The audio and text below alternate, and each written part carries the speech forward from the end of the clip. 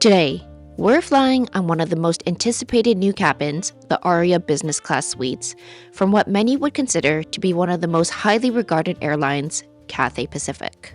Over the past few years, Cathay has definitely had a bit of a rough go of it, amongst political tensions in Hong Kong, being shut down for an extended period of time due to 2020, and the struggles with employee morale. Not to mention that competition with other airlines has only grown fiercer over the years. But with the release of their brand new Aria Business Class suites, is this Cathay's signal that they are back to take their place as the crown jewel of the skies? Let's find out on today's 11-hour and 35-minute flight from Hong Kong to Vancouver, Canada. But first, our trip starts off here at the Hong Kong Airport Terminal 1 at the Cathay Pacific, the Pier Business Class Lounge. Hi, so let's talk about Cathay's lounges a little bit. So as a business class customer, you do have access to 3 of Cathay's lounges here in Hong Kong Airport. There is the Wing Business, the Bridge, and the Pier Business where I am right now. For those of you who are looking for shower facilities, keep in mind that only the Pier Business and the Bridge have shower facilities. The Wing does not, and the Wing is also the smallest out of the 3. So, like I said, you can access all 3 if you want. If you have the time and you want a lounge hop, you can definitely do that, or you could just go to the one that's closest to your gate.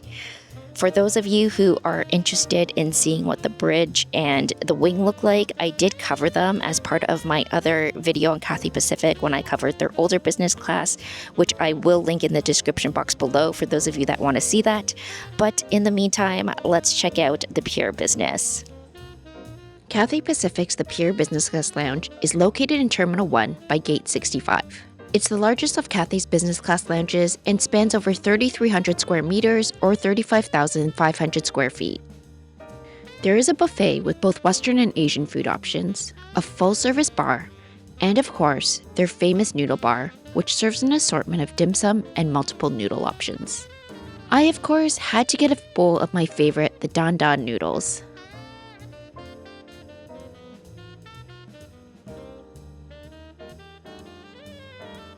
In the meantime, let's check out the shower rooms. The shower rooms are stocked with Bamford soaps and lotions, as well as other amenities like dental kits and cotton pads, although you can request additional amenities like deodorant and slippers at the front desk as well. And even though the shower rooms are quite small, I always find them to be clean and well maintained, so no complaints here. Alright, that's it for the lounge. Now let's get going to the gate so that we can board our flight.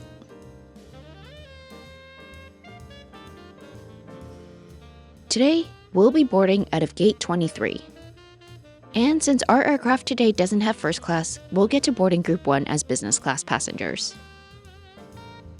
Our flight does depart slightly late today, but eventually we get boarding.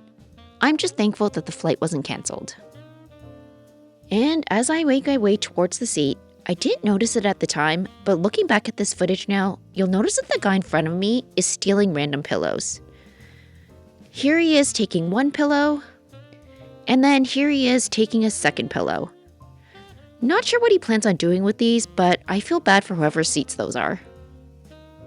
Alright, that's enough about the pillow thief. Our 777-300ER today has a 1-to-1 configuration in business class and will be seated in seat 16K today.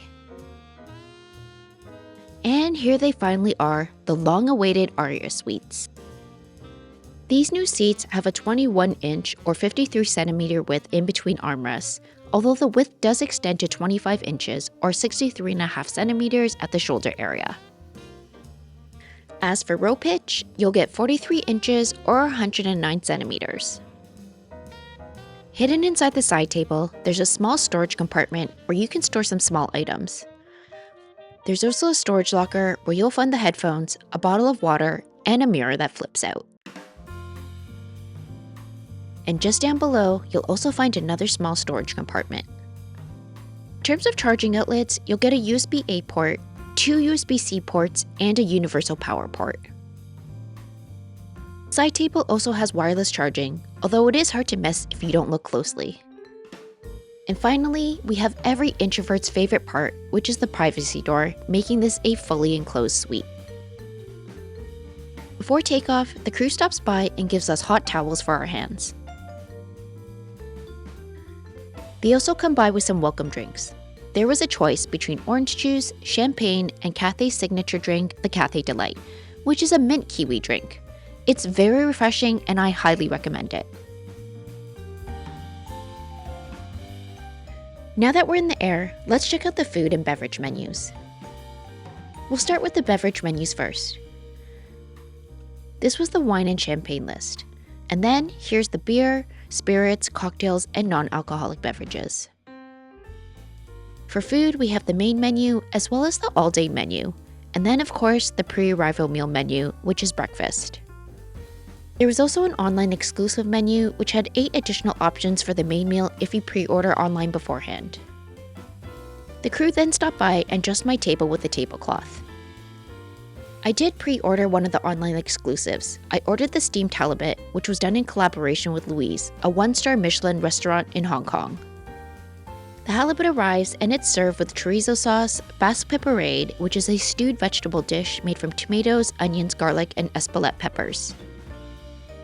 This was so good. You can see how easily the fish flakes here. It was cooked perfectly and it was very flavorful, especially with the chorizo sauce and the basque pepperade.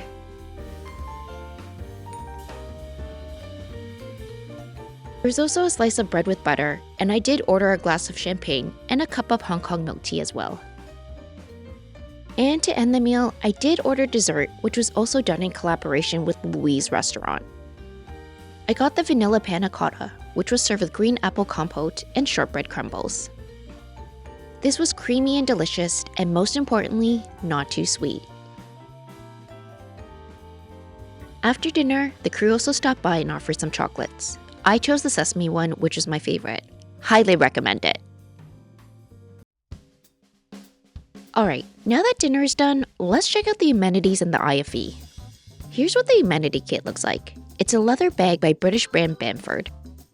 Inside the amenity kit, you'll find an eye mask, lotions and lip balms and pillow mist from Bamford, a dental kit, mouthwash, and a pair of earplugs. Oh, and you also get a pair of slippers, and this is what they look like. Now let's take a look at the headphones. They are noise cancelling, and I found them to be pretty good. The IFE does have Bluetooth capability as well, if you prefer to use your own though.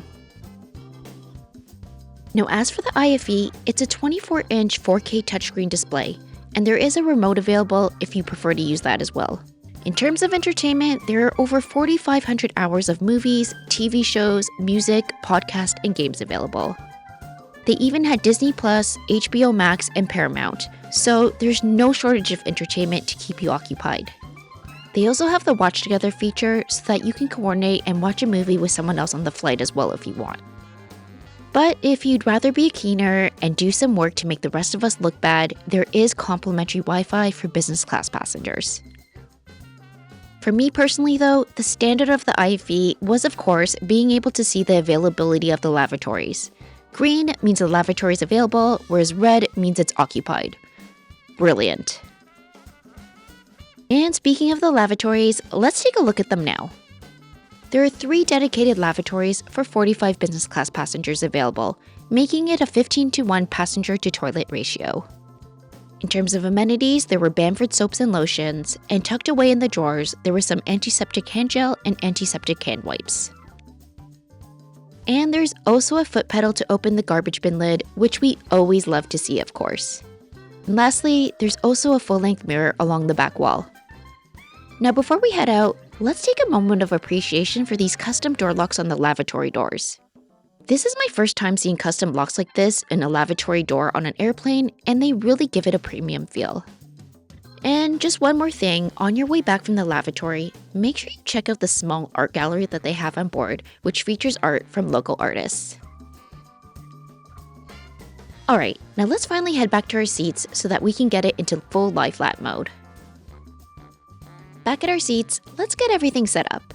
I slip on the mattress cover, and there are seat controls at the edge of the side table to get it into lie flat mode. In fully lie flat mode, the bed is 79 inches or approximately 200 centimeters. The bed sheets are by Bamford and they're quite nice. I did find them to be thick enough to keep me warm throughout the flight. Most importantly though, this is what the footwell space looks like in lie flat mode. I do think it's more narrow compared to their older cabins, but I personally didn't have any issues with foot space. I am quite short though at 5'3" or 160 centimeters, so taller people, you might have more difficulties. Overall, I found the bed to be very comfortable, and once you get the door closed, it felt very private as well. I even managed to get a couple hours of sleep. And after a nice little nap, let's check out the all-day menu. I decided to order 2 classics. The first was the shrimp and pork dumpling noodle soup. The noodle soup was warm and delicious, and the pork and shrimp dumplings were thick and juicy. You can never go wrong with this one. The second thing that I ordered was an egg tart, or a dan tat in Cantonese. This is always a must order for me whenever I fly with Cathay. Alright, now before we get to the pre-arrival meal, let's talk about how much all this cost. So let's talk about how much all this cost. So I did use points for this, and I used British Airways Avios, and one way between Hong Kong and Vancouver was 92,750 British Airways Avios plus $181.90 Canadian in taxes and fees. But at the time when I booked this, there was a 30% transfer bonus between Amex and British Airways Avios, so I got 30% of those points back. So it was basically like I paid just under 65,000 British Airways Avios. I also had the option of using Asia Miles. I could have booked this using 88,000 Asia Miles, but since British Airways Avios and Amex had the transfer bonus, I decided to go with British Airways Avios instead. Before the pre-arrival meal, we're given a hot towel for our hands, and the tray table gets dressed with a tablecloth again. I went for the Chinese breakfast, which was congee with chicken and oats, and stir-fried rice vermicelli with vegetables and soy sauce.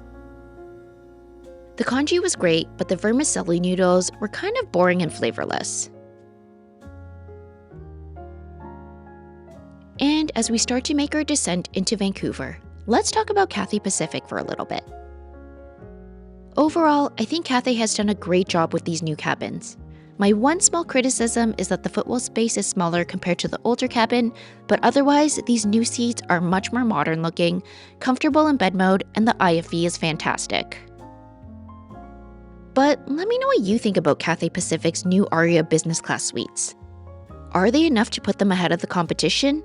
Or would you rather still fly on other Asian carriers like Singapore Airlines, EVA, ANA, and Japan Airlines?